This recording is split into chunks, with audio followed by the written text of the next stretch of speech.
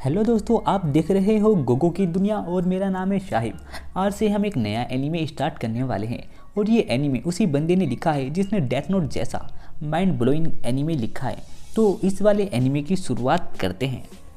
इस वाले एपिसोड की शुरुआत में हमें दिखाया जाता है एक इंसान बोलता है, हर इंसान खुशियाँ पाने के मकसद से पैदा होता है और फिर उसी मकसद को पूरा करने के लिए ज़िंदगी जीता है। सीन शिफ्ट होता है एक क्लासरूम की तरफ। एक लड़की कहती है, काश मैं भी सुई हाई जा पाती। उसी क्लास में एक लड़की रो रही होती है। उसे सब समझाते हैं कि हे रोना बंद करो। कुछ लोग कहते हैं हे चलो कल मिलते हैं। दो लोग आपस में गले मिलते हैं और कहते हैं हे हम अगले साल भी साथ रहेंगे, मुझे तुम्हारी बहुत याद आएगी, हम हमेशा दोस्त रहेंगे। और वहीं क्लास में एक लड़का मुँह लटकाए हुए बैठा होता है जो कि बहुत ज़्यादा उदास होता है। फिर वही लड़का एक मार्ट के अंदर आता है और आकर कुछ सामान देखता है। उस मार्ट में वहीं पे एक आदमी खड़ा होता है। उसके जाने के बाद वो लड़का कुछ सामान उठाता है और अपनी जेब में डाल लेता है, लेकिन फिर उसे ये लगता है कि ये काम बुरा है और वो उस सामान को वापस रख देता है और वहाँ से चला जाता है। वो लड़का फिर एक बिल्डिंग पर जाकर खड़ा हो जाता है और कहता है कि हाँ अब मरने का वक्त आ गया है, मैं बस खुश रहना चाहता था। और ये कहकर वो लड़का वहाँ से कूद जाता है और ज़मीन पर गिर जाता है। फिर उस लड़के को अपना शरीर थोड़ा थोड़ा महसूस होता है और वो कहता है मैं जिंदा हूँ, क्या मैं इतनी जल्दी मर गया, क्या मैं सच में जिंदा हूँ या मर गया, क्या हेवन और हेल सच में होते हैं, क्या चल रहा है, मैं आखिर कहाँ हूँ। तभी उसकी नज़र पड़ती है कुछ विंग्स पे और कोई इंसान उसे पकड़े हुए उड़ाए ले जा रहा है और वो देखता है कि ये क्या है और वो किसी के हाथों में होता है और उसे एक एंजल ने पकड़ा हुआ है। और फिर तभी वो कहता है नामुमकिन, ऐसा नहीं हो सकता, एक एंजल, क्या एंजल सच में होते हैं, इसका मतलब मैं हेवन में जाऊंगा, ये तो बहुत अच्छी बात है। तभी वो एंजल उसे देखकर कहती है शुक्र है मैं वक्त पर आ गई मिराई। वो लड़का कहता है हे क्या चल रहा है, यहाँ क्या हो रहा है, तुम वक्त पर आ गई इसका क्या मतलब है। वो एंजल कहती है मैं तुम्हारे गिरने से पहले वो आ गई और मैंने तुम्हें पकड़ लिया, वरना नीचे देखो तुम गिरकर मर जाते। फिर तभी वो उसे निचली साइड ले जाती है और वो देखता है कि सारी ज़िंदगी और सारे लोग नॉर्मल ज़िंदगी जी रहे हैं। और वो बताती है देखो वहाँ पर कोई भी नहीं है, नीचे देखो। और जिसे देखकर वो अपने साइड में एक शीशे में देखता है कि वो एंजल सिर्फ उसे ही नज़र आ रही है, उसके सामने शीशे में भी वो नहीं है। और जो मिराई है वो कहता है ये कैसी ज़िंदगी है, मैं ये जीना नहीं चाहता। वो एंजल कहती है एक एंजल ने तुम्हारी जान बचाई है, मतलब कि मैं एक एंजल हूँ। वो मिराई कहता है कि बकवास बंद करो, तुम बीच में क्यों आई, तुमने मुझे मरने क्यों नहीं दिया, तुमने मुझे मरने दिया होता तो मैं मर जाता। वो एंजल कहती है बिल्कुल नहीं, मैं तुम्हें यहाँ खुशियाँ देने आई हूँ। मिराई कहता है खुशियाँ। वो कहती है हाँ, कूदने से पहले तुमने कहा था ना कि मैं खुश रहना चाहता हूँ। मिराई कहता है मैंने ऐसा नहीं कहा था। एंजल कहती है नहीं तुमने कहा था। मिराई कहता है नहीं मैंने नहीं कहा था, और अगर मैंने कहा था तो मैं अपने शब्द वापस लेता हूँ, प्लीज़ मुझे मरने दो, मुझे इस ज़िंदगी में कोई दिलचस्पी नहीं है। एंजल कहती है मैं जानती हूँ, उस दिन से जब तुम 7 साल के थे तुम्हारी फैमिली की एक एक्सीडेंट में डेथ हो गई थी। मिराई कहता है तुम कैसे जानते हो। जो एंजल है वो कहती है उसके बाद तुम्हारे अंकल और आंटी ने तुम्हें गोद ले लिया था और फिर वहीं से तुम्हारे बुरे दिन शुरू हुए। फिर तभी हमें कुछ फ्लैशबैक दिखाया जाता है। वो लड़का याद करता है कि उसे उसके अंकल पीट रहे हैं और कहते हैं कि तू चुप क्यों नहीं हो रहा। वो माफ़ी मांगता रहता है और कहता है प्लीज़ मुझे माफ़ कर दो, प्लीज़ मुझे माफ़ कर दो। उसका अंकल वो सिगरेट उसके ऊपर लगाता है और कहता है अपना मुंह बंद करो। मिराई कहता है ना मेरे दोस्त है ना मेरे फ्रेंड है, मैं जीना नहीं चाहता, मेरी ज़िंदगी में दर्द और दुख के सिवा और कुछ भी नहीं है, मेरी ज़िंदगी में कोई उम्मीद की किरण नहीं है। एंजल कहती है इसलिए तो मैं तुम्हें एक स्पेशल रैंक एंजल होने के तौर पर उम्मीद दे रही हूँ। वो कहता है उम्मीद। फिर वो लड़की यानी एंजल उसे वहाँ से उड़ाकर एक साइड में ले जाती है और जीने के लिए तुम्हें उम्मीद जैसे कि आज़ादी, प्यार, मोहब्बत, दोस्त मिले तो तुम जीना पसंद करोगे। मिराई कहता है ये क्या बकवास कर रही हो, मैं बस मरना चाहता हूँ, मुझे कुछ नहीं चाहिए, ये ज़रूर मजाक होगा।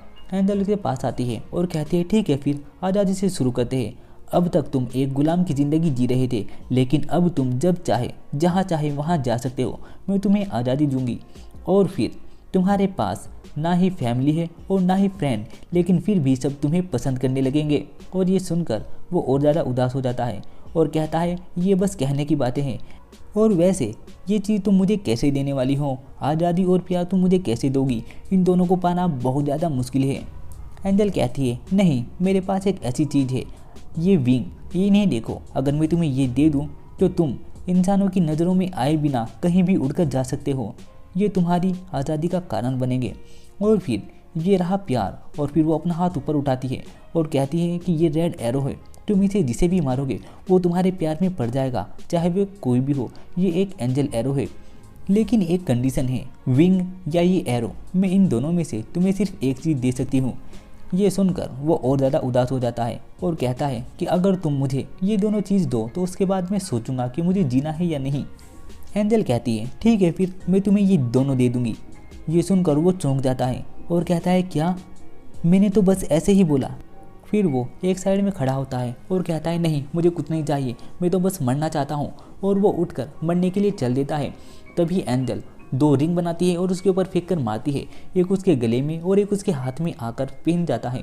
वो लड़का कहता है ये निकालो, ये कितनी भद्दी लग रही है, मैं इनमें कितना बेकार लगूंगा।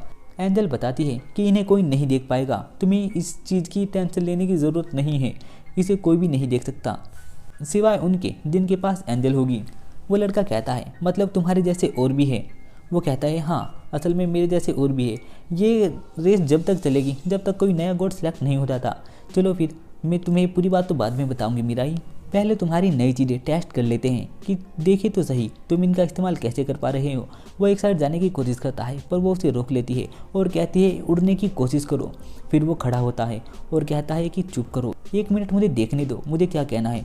अपने विंग, मुझे क्या कहना होगा, बाहर आओ एंजल विंग्स। और तभी उसके बड़े बड़े से पक आ जाते हैं जिसे देखकर वो शौक रह जाता है। और वो लड़की कहती है लाजवाब। जो मीराई है वो कहता है ये तो बहुत बड़े हैं। एंजल उसे बताती है कि ये बहुत बड़े हैं। खुशी की बात तो ये है इन्हें कोई देख भी नहीं सकता और ये कहीं पे टकराते भी नहीं। अब तुम उड़ने की कोशिश करो। फिर मीराई उड़ने की कोशिश करता है और 2 पख मारता है और वो हवा में पहुंच जाता है और कुछ ज़्यादा ही ऊपर। ये देखकर एंजल देखती है कि अरे वो तो कुछ ज़्यादा ही ऊपर चला गया और वो बहुत ही स्पीड से उड़ा हुआ जाता है। और फिर वो अपनी आंखें खोलकर देखता है कि क्या हो रहा है। मीराई उड़ता हुआ कहता है ये लाजवाब है, कमाल का है। मैं पहले उड़ने के सपने देखता था पर मुझे यकीन नहीं होता, ये उससे बिल्कुल अलग है जैसा मैं सोचता था, ये ख्वाब से बिल्कुल पलट के हैं। फिर मीराई एक अजीब सी जगह जाकर खड़ा हो जाता है और कहता है बहुत खूबसूरत है, जीने की उम्मीद, ये आज़ादी, ये सब कितना अच्छा है। और फिर वो उड़ा हुआ जाता है और रुक जाता है और देखता है उसे सब हरा भरा दिखता है और कहता है यहाँ सब हरा क्यों है। उसे एक झंडे के ऊपर एक पत्ती का निशान बना हुआ दिखता है और फिर उसे उसका बचपन याद आता है कि उसने एक लड़की को उसी प्रकार का एक हरा सा पत्ता दिया था और कहा था तुम ये रख लो, तुम मेरी फ्रेंड हो, ये हमारे फ्रेंड की निशानी होगी। वो लड़की थैंक्स कहती है और फिर तभी हमें प्रेजेंट दिखाया जाता है। वो लड़का कहता है आज मेरी ग्रेजुएशन सेरेमनी है। फिर मीराई एक जगह जाकर बैठ जाता है। वो लड़की उड़ी भी वहाँ आती है और कहती है तुमने पहली बार में बहुत अच्छा किया मीराई, तुम्हें बहुत अच्छा लगा होगा ना, उड़ने में मज़ा आया ना। वो लड़का कहता है नहीं, मैं उड़ना भी नहीं जानता था और मैं एक बिल्डिंग से कूद गया, मैंने ये गलत किया। अगर तुम किसी की नज़र में आए बगैर इतनी स्पीड से उड़ सकते हो तो तुम किसी का कुछ भी चुरा सकते हो और तुम अपनी ज़िंदगी में मज़े कर सकते हो। मीराई कहता है तुम सच में एंजल भी हो या नहीं। एंजल कहते हैं हाँ, मैं एक स्पेशल रैंक एंजल हूँ, मेरी रैंक स्पेशल 1 और 2 से भी ऊपर आती है, मैं सबसे ऊपर हूँ। और फिर तभी वो कहता है जो तुम मुझे सलाह दे रही हो चोरी करने की, ये तो डेविल सलाह देता है, ये डेविल की हरकतें होती है। एंजल कहती है नहीं, डेविल वगैरह कुछ नहीं होते और एंजल भी सिर्फ हम ही होते हैं, और अगर डेविल कहीं होते हैं तो वो होते हैं तुम्हारे अंदर। फिर वो सोचता है हमारे अंदर, उसके उसी याद आता है जब वो कुछ खाना चुरा रहा था। वो एंजल बताती है कि अगर असल में डेविल हो गए तो वो तुम्हारे अंकल आंटी है, उन्होंने किसी की जान ली है। मेरा कहता है क्या, उन्होंने किसकी जान ली है। फिर वो बताती है उन्होंने तुम्हारी फैमिली की जान ली है और उसे एक एक्सीडेंट का नाम दे दिया। और ये सुनकर उसके होश उड़ जाते हैं और वो कहता है तुम ये क्या कह रही हो। एंजल बताती है मैं तुम्हारे ऊपर बचपन से नज़र रख रही हूँ, तुम्हारे अंकल आंटी ने तुम्हारी फैमिली को मारा है, लेकिन उसे इस चीज़ पर यकीन नहीं होता कि सच में ऐसा हो सकता है। फिर तभी मेरा ये अपना पुराना टाइम याद करता है कि किस तरह से वो सब खाना खाते रहते थे और उसे दर्द देते रहते थे। और फिर वो सोचता है कि ये सब मेरी गलती थी, शायद मुझे मेरी गुनाहों की सज़ा मिल रही है। कभी कभी लगता था कि मैं इन हालतों का जिम्मेदार मैं खुद हूँ और ये सोचकर उसे बहुत गुस्सा आता है। लेकिन फिर वो सोचता है लेकिन मेरे हाथ में कुछ नहीं था, ये सब मेरी मौत के साथ ख़त्म होना था। और फिर अचानक से तुम आ गई, उन्होंने मेरी फैमिली की जान नहीं ली है। एंजल जवाब देती है, तुम्हें क्या लगता है मैं झूठ बोल रही हूँ? अगर ऐसा है तो तुम रेड एरो का इस्तेमाल करके खुद असलियत का पता क्यों नहीं लगा लेते? फिर वो दोनों वहाँ से उड़कर चले जाते हैं। मिराई की आंटी सिगरेट पी रही होती है और उनके लेटर की गैस खत्म हो जाती है और वो कहती है, तू कहाँ था, इतनी देर से क्यों आया? चल जब तू आ ही गया है तो मेरे लिए एक लेटर ले आ। फिर तभी मिराई की दोस्त उसके पास आती है और आकर कहती है, तुम्हारी आंटी मुझे नहीं देख सकती, मुझे कोई नहीं देख सकता। फिर मिराई कहता है, आंटी मैं आपसे कुछ पूछना चाहता हूँ। उसकी आंटी कहती है, ठीक है फिर पूछो। और वो कुछ नहीं बोलता तो उसकी आंटी गुस्से में उसके पीछे मुड़ती है और वो देखती है कि उसके हाथ कुछ अजीब तरीके से हुआ है और वो कहती है कि मिराई आज तुम्हें क्या हो गया है?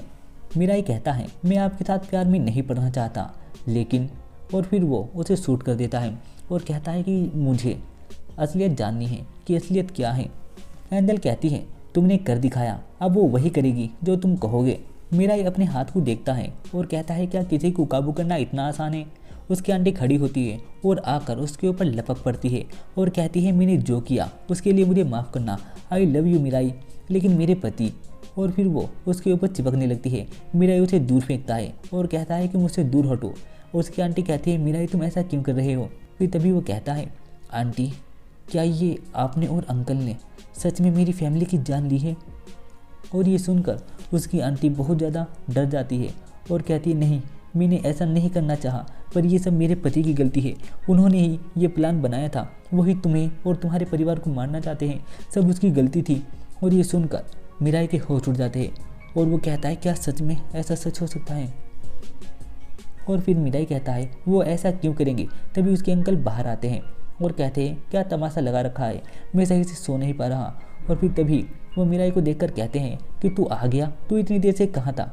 उसकी आंटी कहती है कि सब इसने किया है, तेरे पापा कोई मामूली इंसान नहीं थे, इसने उन्हें मरवाया है, इसने ही सारा प्लान बनाया था, ये तुम्हें मारना चाहता है, इसलिए इसने कार के अंदर छुपके से बम रख दिया था। ये जानता था कि तुम्हारे पापा, तुम्हारी माँ और छोटा भाई अकीरा, वो तीनों एक साथ स्कूल के सफ़र पे जाते हैं, लेकिन इसने ही बम रखा था। और वो अपना फ्लैशबैक याद करता है और अपने भाई को बाय कहता है। उसके पापा उसके भाई के कपड़े सही कर रहे होते हैं। उसकी मम कहती है कि मिराई तुम अपनी ड्राइंग अपने साथ जल्दी से लेकर चले जाओ, तुम्हारा वो लड़की इंतज़ार कर रही होगी। फिर उसका भाई अकेला कहता है, सागी दीदी बहुत नाराज़ होगी, भाई आप बहुत लेट हो गए हैं। तभी वो भागा हुआ जाता है और उसके डैड जैसे ही गाड़ी स्टार्ट करते हैं बम पटक जाता है और वो सब मर जाते हैं। मिराई कहता है, मॉम, डैड, अकीरा। और फिर हमें प्रेजेंट का सीन दिखाया जाता है और वो दोनों पति पत्नी लड़ रहे होते हैं। और फिर आंटी कहती है, ये सच में तुमने किया है? मिराई कहता है, तुमने मुझे जिंदा क्यों रखा, तुमने मुझे जिंदा क्यों रखा? उसकी आंटी कहती है, ये सब इसने किया, इसने कहा कि अगर हम तुम्हें जिंदा छोड़ देंगे तो कंपनी इंश्योरेंस के पैसे हमें दे देगी क्योंकि हमने तुम्हें गोद ले लिया था। मिराई सोचता है, उन्होंने ये सिर्फ पैसे के लिए किया। और फिर अंकल उसे मुक्के मारने लगता है और वो आंटी को पीटने लगता है। मिराई कहता है, ये हैवान है, तुम बिल्कुल हैवान हो, मरना तो तुम दोनों को चाहिए था, मेरे परिवार को नहीं। जो मिराई है वो ज़ोर ज़ोर से चिल्लाता रहता है, तुम दोनों को मर जाना चाहिए, तुम दोनों को मर जाना चाहिए। फिर आंटी अंकल को दूर फेंक देती है और फिर अंकल उसे उल्टा सीधा कुछ कहता है। आंटी एक चाकू उठाती है, वो चाकू उठाकर अपने ऊपर मार लेती है और खुद की सुसाइड कर लेती है, जिसे देख के मिराई के और होश उड़ जाते हैं और उस अंकल की भी हालत पतली हो जाती है। मिराई घबरा कर कहता है, आंटी ने ऐसा क्यों किया? एंजल उसे बताती है क्योंकि तुमने उसे ऐसा करने को कहा था। मिराई कहता है, क्या ये रेड एरो ऐसा भी कर सकते हैं? जो एंजल है वो बताती है, हाँ अगर उन्होंने ऐसा कोई गुनाह किया है जिसकी माफ़ी सिर्फ मौत है तो वो तुम्हारे प्यार में आकर मर भी सकते हैं, किसे परवाह है, उसने वैसे भी तुम्हारी फैमिली मारी थी, उन्हें मरने दो। और जो मिराई है उसे ये सुनकर गुस्सा आता है और वो कहता है, मैं एम्बुलेंस बुलाने जा रहा हूँ। एंजल उसे कहती है, अब देर हो चुकी है, वो मर चुकी है, मैं जानती हूँ क्योंकि मैं एक एंजल हूँ, देखो वहाँ देखो, एक एंजल उसकी आत्मा को लेने आ गई है। और फिर वो देखता है कि आसमान में से छत फाड़ कर एक एंजल ज़मीन पर आती है और उसकी आत्मा को उठाती है और वहाँ से उड़कर चली जाती है। उसकी आंटी मरी हुई पड़ी रहती है, जिसे देखकर मिराई कहता है, वो मर गई, लेकिन इतनी आसानी से मर जाते हैं लोग। और फिर तभी वो अपना परिवार याद करता है और कहता है, वो सब मर गए, डैड, मॉम, अकीरा। और फिर वो बहुत ज़्यादा हाँफने लगता है और कहता है, अब आंटी भी मर गई है, ये कोई सपना नहीं है, ऐसा सच में हो रहा है, ऐसा ये सच है, मैं जिंदा हूँ, मैं जिंदा हूँ। और वो मन ही मन ये बड़बड़ाता रहता है। फिर अपना फ्लैशबैक याद करता है कि जब उसने एक ड्राइंग बनाई थी, वो अपनी मॉम के पास गया था और उसने अपनी मॉम को पेंटिंग दिखाई थी। उसकी मॉम इसे देखकर कहती है कि ये सब हंस रहे हैं, ये बहुत खुश है मीराई, ये सब कितना अच्छा है। हर इंसान खुशियाँ पाने के मकसद से पैदा होता है और फिर वो खुशियाँ पाने के लिए जीता है, मेरा ये मानना है।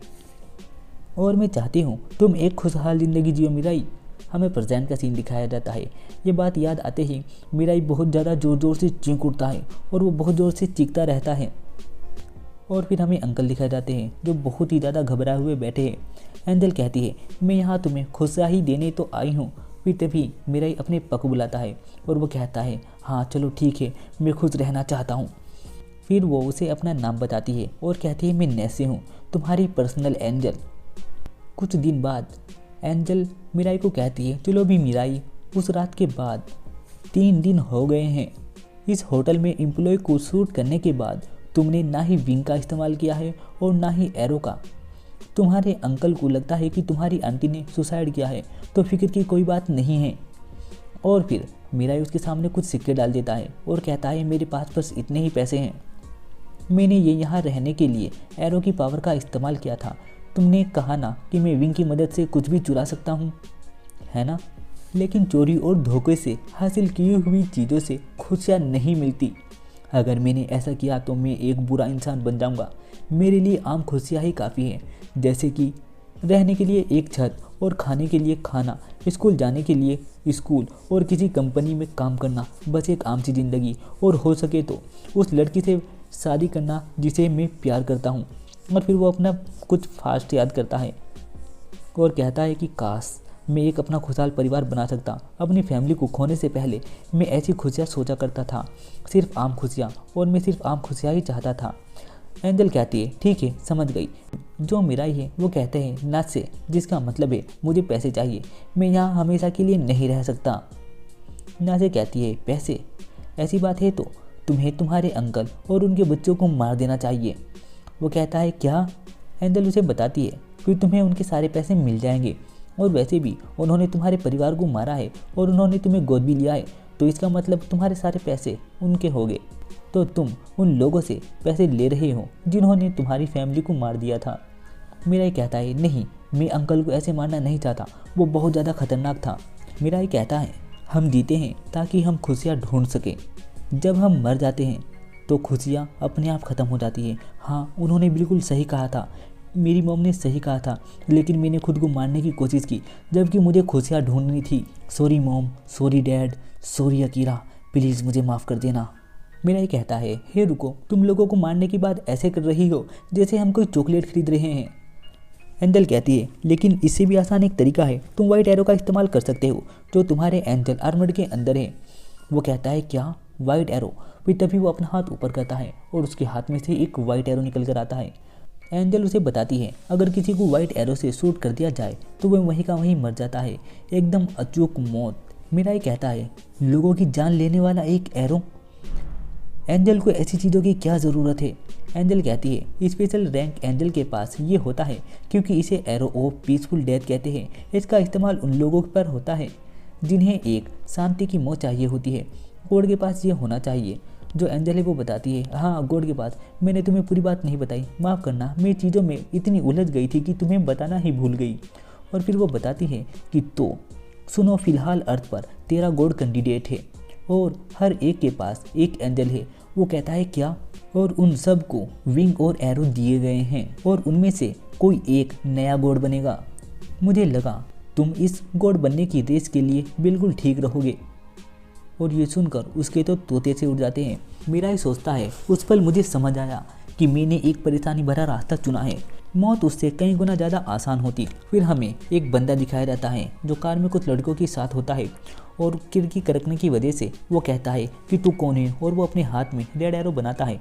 तभी वो बंदा उसे एक अटैक करके उसे वहीं पर मार देता है और वो बंदा बोलता है तुम्हारे पास सिर्फ रेड था। मीरा के मन में बात चल रही होती है एक नया गॉड चुना जाएगा और ये वाला एपिसोड यहीं पर ख़त्म हो जाता है। इसी प्रकार के एपिसोड को देखने के लिए हमारे चैनल को सब्सक्राइब करना ना भूलें।